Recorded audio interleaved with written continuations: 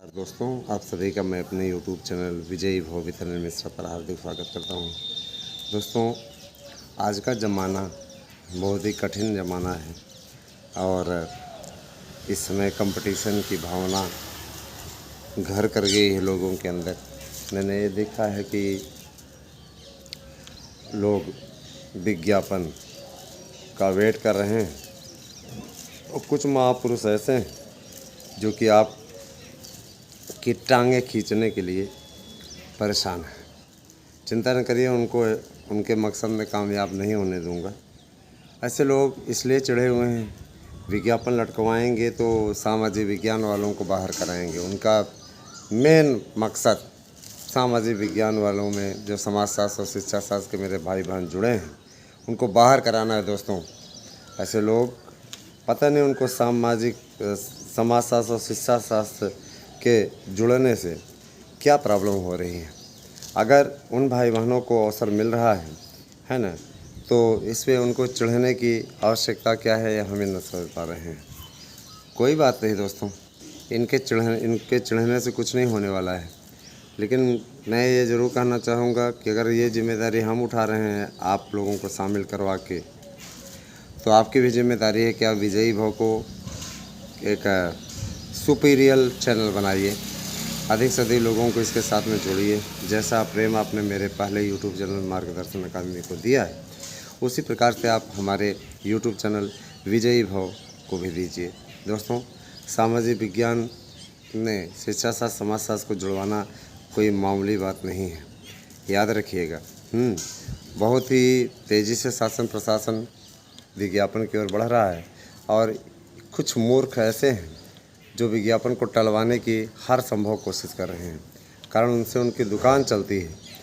वो किसी भी प्रकार से हमें आपके नज़रों में गलत साबित करवाना चाहते हैं और ठीक है, गलत साबित करवाना चाहते हैं। उनका एकमात्र उद्देश्य किसी भी प्रकार से है ना, इनको झूठा साबित कर दो, विज्ञापन ना आए तो इनसे लोग जुड़ना बंद कर देंगे।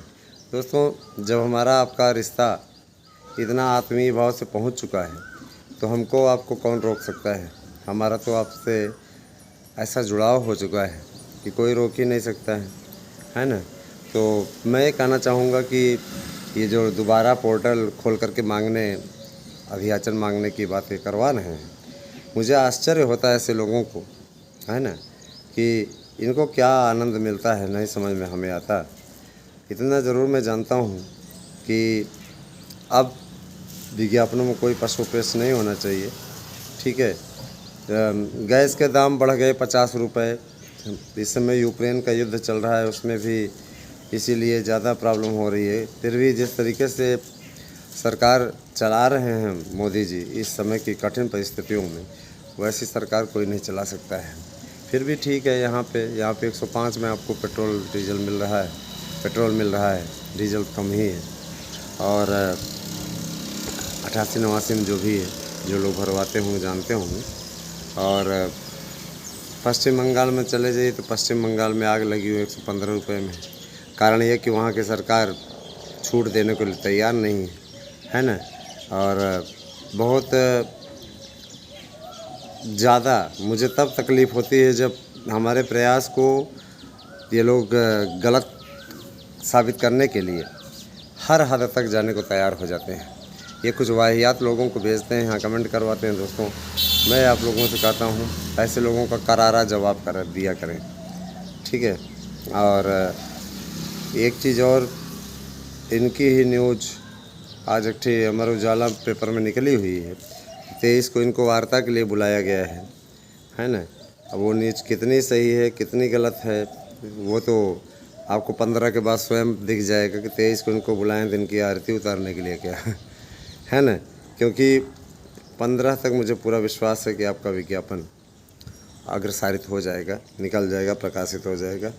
अब बाकी अभी हम यही कहना चाहेंगे कि अभी इन लोगों को पहले मेंबर आने दीजिए। मेंबर जैसे ही आ जाते हैं वैसे ही हम लोग तुरंत जो है आप लोगों को पूरी जानकारी देंगे और यकीन मानिए आपका विज्ञापन जारी करवा के रहेंगे। राज्य विश्वविद्यालय की वार्षिक परीक्षाएं 20 तारीख से शुरू हो रही हैं दोस्तों।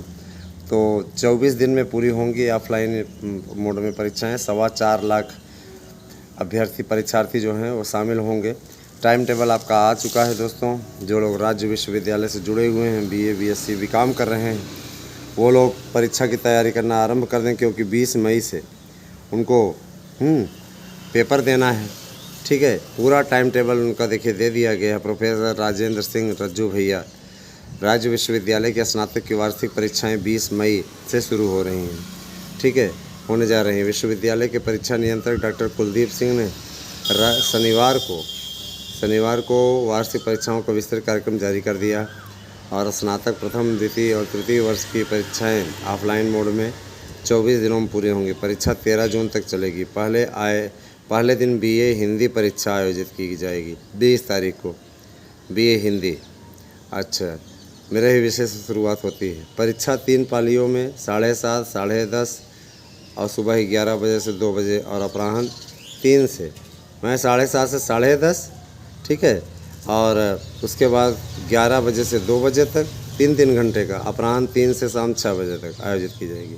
बहुत बम्पर, ये तो 3 शिफ्ट में चलता है, जैसे पिक्चर वाला शो चलता था। केंद्रों का निर्धारण की प्रक्रिया भी है ना पूरी होने वाली है।